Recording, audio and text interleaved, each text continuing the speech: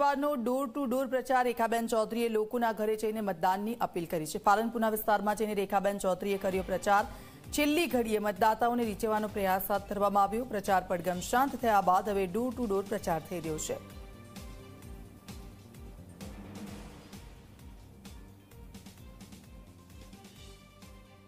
લોકસભાની ચૂંટણીના પ્રચાર પડઘમ છે તે બંધ થઈ ગયા છે અને હવે ઉમેદવારો છે તે ડોર ટુ ડોર પ્રચાર કરી રહ્યા છે। બનાસકાંઠાના ભાજપના લોકસભાના ઉમેદવાર ડોક્ટર રેખાબેન ચૌધરી છે તે હવે ઘરે ઘરે ફરીને સોસાયટીઓમાં જઈને ડોર ટુ ડોર પ્રચાર કરી રહ્યા છે અને પોતાના તરફી મતદાન થાય તે માટે મતદાતાઓને સમજાવી રહ્યા છે। મહત્વની વાત એ છે કે હવે ગણતરીના કલાકોમાં મતદાન થવા જઈ રહ્યું છે ત્યારે જે ઉમેદવારો છે તે એડી ચોટીનું જોર લગાવી રહ્યા છે અને આખરી ચરણની અંદર તેઓ હવે ડોર ટુ ડોર પ્રચાર કરી રહ્યા છે।